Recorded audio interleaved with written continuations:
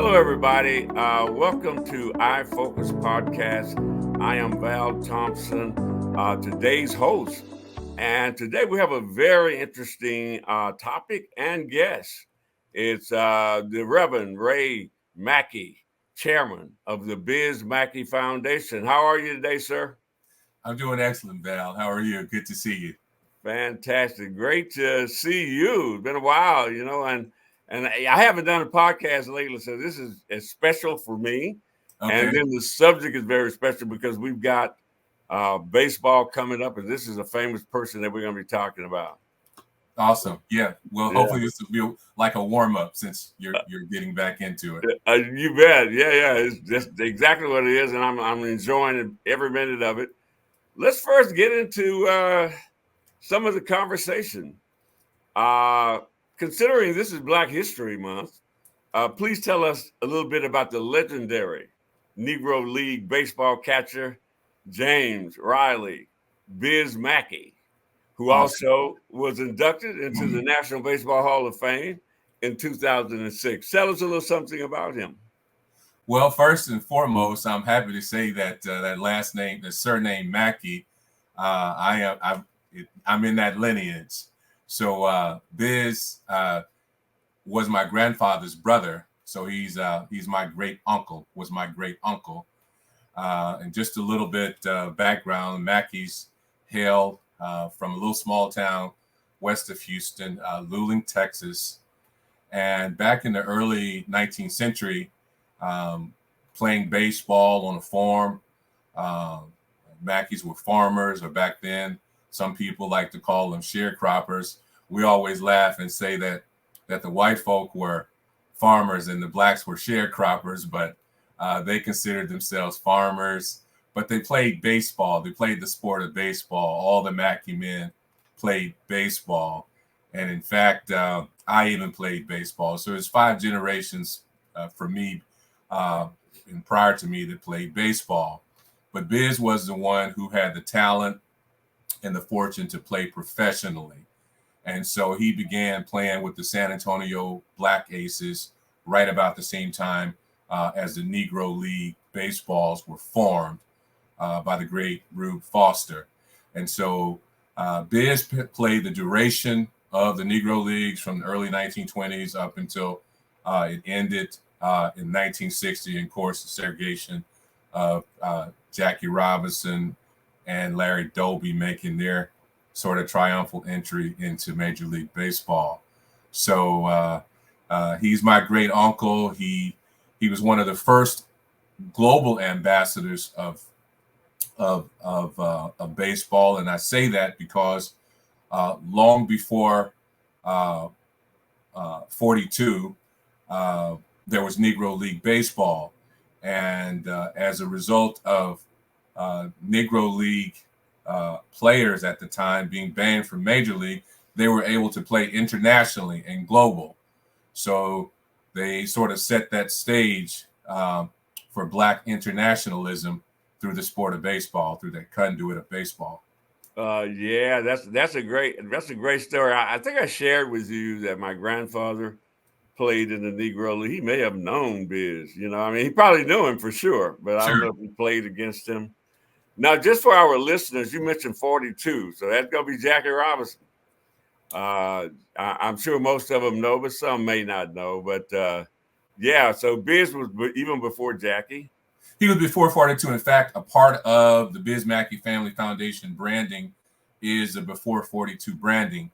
And so we branded as Get Game, Get the Legacy, Catch the Legacy before 42, because most people, and particularly youth in general, we partner, the Biz Mackey Family Foundation partners a great deal with the Negro League Baseball and Major League Baseball. And so we travel fairly extensively around the country and beyond.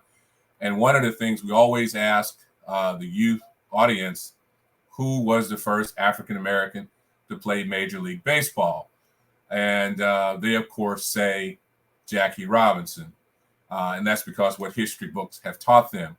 But little do they know about Negro League Baseball, or that Moses Fleetwood Walker and his brother Weldy actually were the first two African Americans to play Major League Baseball in the late 1800s.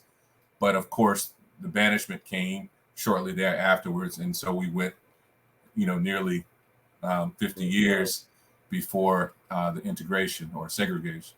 Right. What were some of Biz's sustaining contributions to the professional sport of baseball? Oh, that's an awesome question.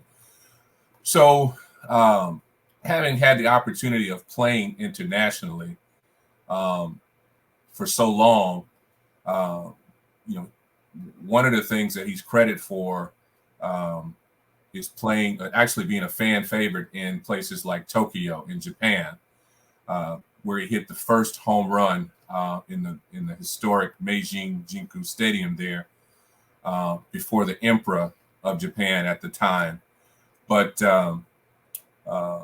Biz, along with other Negro League players, made several recurring trips to Japan, and they sort of set a precedent. They were a gateway, if you will, to sort of globalizing the sport there in Japan. They were even the first before white major leaguers started playing international. And so they were teachers of the game. They shared their influences, their skill sets, not only in places like Tokyo, but they played in China. They played in Argentina, Mexico, Cuba, Korea.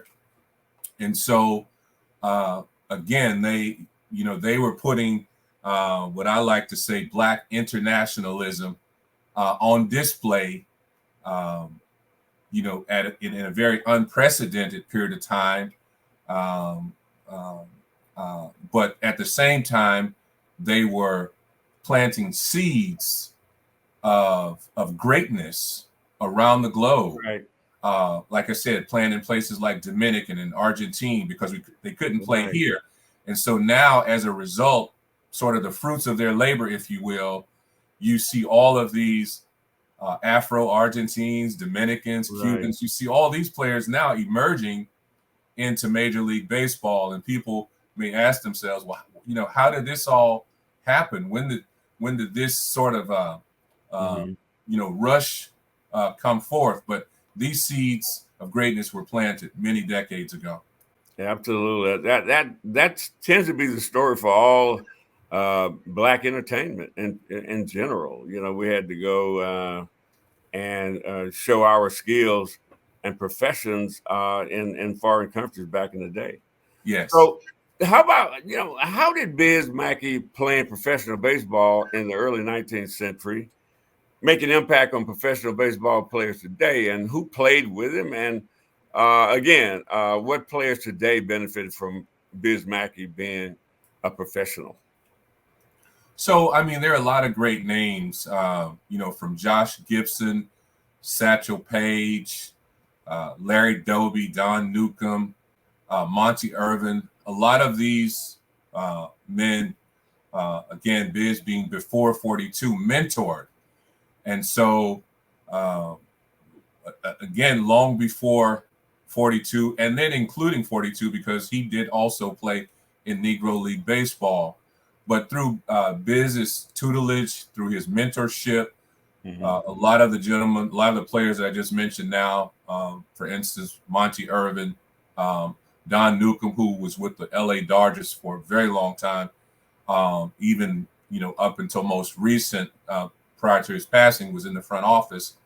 But having mentored so many of these gentlemen, those skill sets and talents were passed on to them, and they brought those skill sets into modern day Major League Baseball as we know it. And so just a lot of those fundamentals that were initially shared among them have been passed down from generation to generations. Right. Okay. What are some of the historical significance you would like for us to know, post-mortem, society to know about the great Uncle Biz Mackey? So, as I mentioned earlier, he was the first to hit the first historic home run there in Meijin Jingu Stadium in Tokyo. The New York Times did an article the early part of this year or last year. They oftentimes like to credit that to some of the other legendary white players, Lou Gehrig, Babe Ruth, those types of players. But it was actually Biz who hit that first historic home run. Aside from that, his history is detailed quite extensively in the Negro League Baseball Museum and in, quite frankly, in the National Baseball Museum in Cooperstown as well. I think the thing, I guess the most historic point, Val, I would really like people to share that there was baseball, significant baseball for African Americans before 42. And I really want to commend the current commissioner of baseball, Bob Mansford, who in 2020 conferred the name Negro Leagues Baseball, respectfully, if you will, to just simply major leagues or undeniably major leagues, sort of equalizing the playing field. And so that's a strong credit. And then the other thing that people may not know, and I think is extensively important, is that Biz was honored with the 2020 Centennial Icon for Negro Leagues Baseball. So if you happen to visit Negro League Baseball Museum, you'll see his image as the Centennial Icon.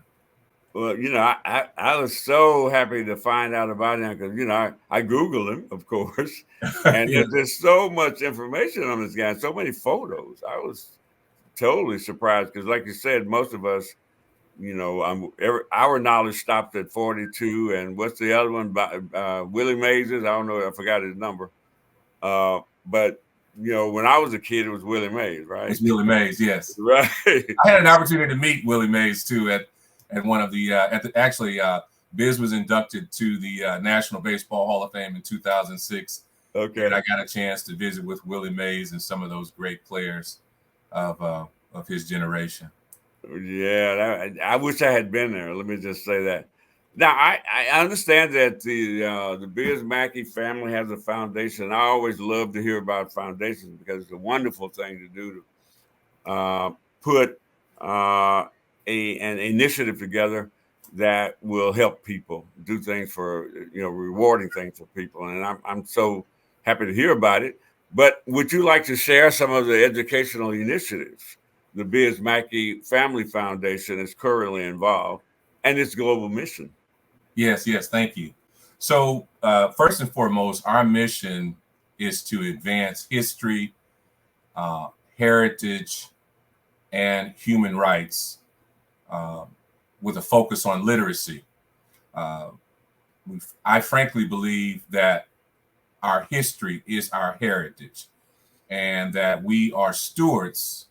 We're stewards of our history. And of course, that all involves into our heritage in terms of where we're going. So, right. But one of the unique things is Biz's father, my second great grandfather, which, as you know, I'm a preacher of the gospel, but he was also a preacher of the gospel as well, too. And my second great grandmother was a school teacher. So second great grandfather was a preacher. Second great grandmother was an educator. And it's sort of interesting. I'll share this story. I'm a preacher. My wife's an educator. And we were married on the same day. Wow. As my second great grandparents. It wasn't planned that way. It just serendipitously happened that way. But only fitting. Go ahead. Historically, during the early 19th century, I was so fascinated and impressed that Biz was traveling the world, the globe, during unprecedented epochs of time. This is a precursor to civil rights. Yes. Here these black men were in places like Tokyo. They were in Korea. They were in Mexico City. They were in Argentina. They were in Cuba. And, we often are stigmatized by being sort of not educated, not being able to read. But you're talking the early 20s and 30s and 40s and 50s. I have some of the manifests that they traveled on, copies of them, the ships. They could write their names. So what I'm saying is that they were not uneducated men. They Absolutely were not. educated men during that period of time. And so sort of as a way to honor that legacy is that they were able to read and to write and to understand. And so we have a focus that's on literacy, and we focus on childhood literacy and reading readiness, because we believe that that is the fundamental human right for every child. It's a God-given right for every child to be able to read and write with an understanding, read with an understanding. And so we provide books and literacy resources to youth baseball leagues. We started an initiative back in 2015 with the Houston ISD that spilled over to other school districts, churches, and municipal organizations that lifts families with youth through the power of literacy. It couldn't be any better mission than an initiative of education. I'm so happy to hear that. And everything that you've said make a lot of sense about what you could do and the people and how they were educated back in the day. Like so many people think they weren't. Right. At least that's what they want to tell us, right? Sure. But my grandmother was an educator back in the early 20s, right? She was a teacher. So we've been doing it for years. And I'm so glad to hear that the Biz Mackey Foundation, Family Foundation, has an initiative for education. Glad to hear that. Thank you. Now you mentioned books a moment ago. Yes. And I understand that there is a best-selling book, and the title is a giant behind the plate. When I first read this, I thought I saw a great behind the plate. I'm sure either name would have worked. However, the name of the book is A Giant Behind the Plate, and you released it with renowned baseball historian Rich Westcott in 2018. That is correct. Are there any future plans for what were you going to say? I'm sorry.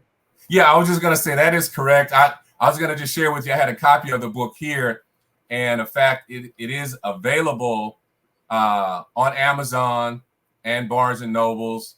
Target is another one, but it is available, and it depicts sort of the biopic life of Biz, sort of an unsung hero, so to speak. But if you like in fact, I have a copy for you, Val, but I just wanted to share that for anybody that might be interested. I'm interested. I'm interested, and I tell you, I'm gonna read from cover to cover.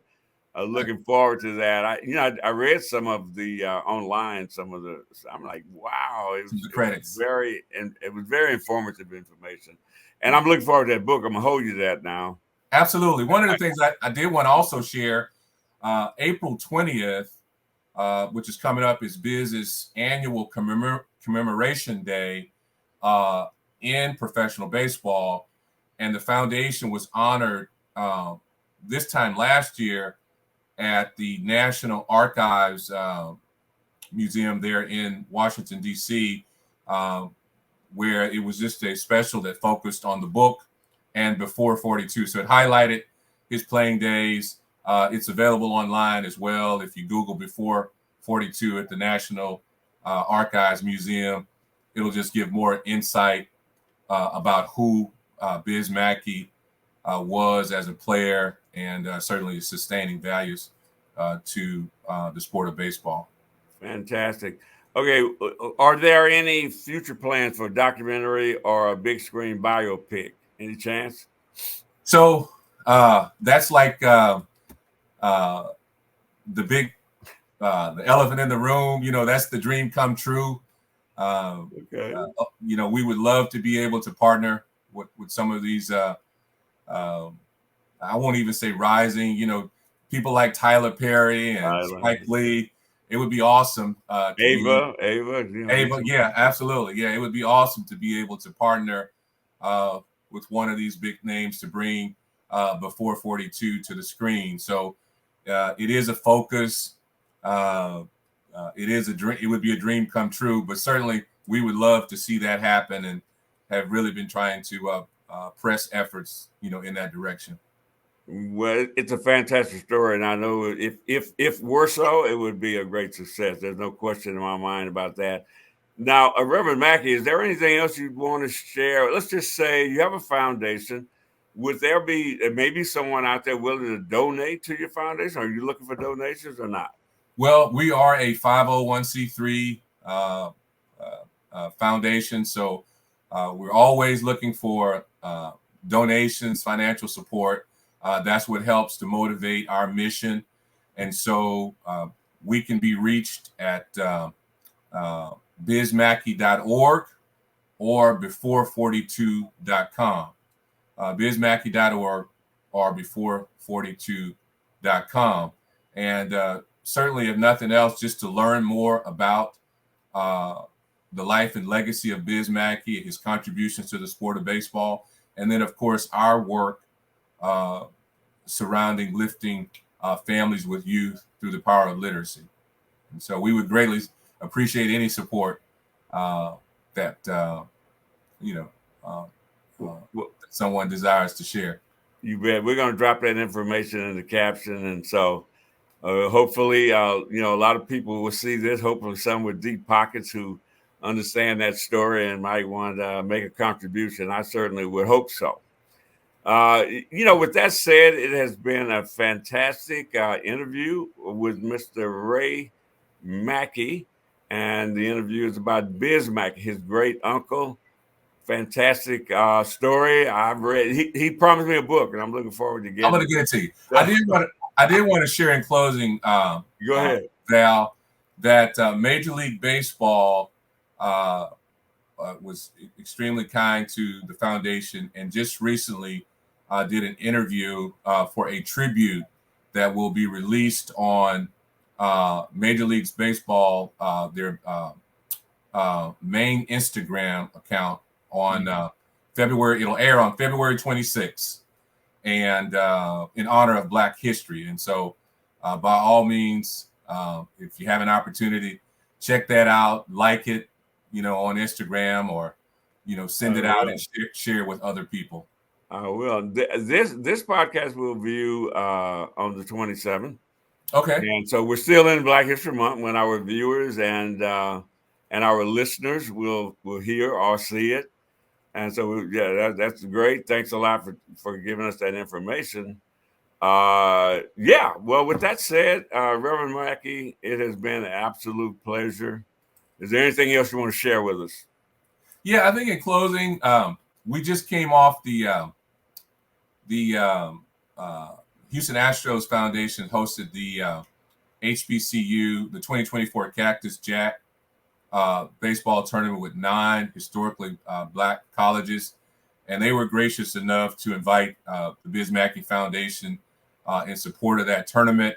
And we were able to present the Astros Foundation's Academy Young Achiever. His name was Ichiro Washington. And we were able to present him with the Biz Mackey Before 42 Centennial Bus during that tournament, which was just last week. So I wanted to thank the Astros Foundation publicly for allowing us that opportunity. Well, we hope they're listening and we hope they're viewing. It would be great for them to do that.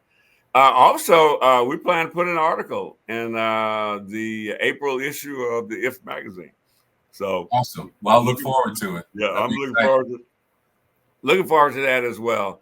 So for our viewers and listeners, we've been with Reverend Ray Mackey, chairman of the Biz Mackey Foundation. It's been great. Thank you so much for joining us, sir. Thank you for having me, Val. It's been an honor and a pleasure. You bet. I love the work that you all are doing there at International Focus as well. Well, thank you. We've launched. Now that you brought that up, we've launched Monrovia, Liberia. I saw that. Congratulations. Well, thank you. We're looking forward to that. And so, for our viewers and listeners, you can be sure to find us on all social media platforms. Like and subscribe us. And thank you for listening, and thank you for your time. Thank you again, Val. My pleasure.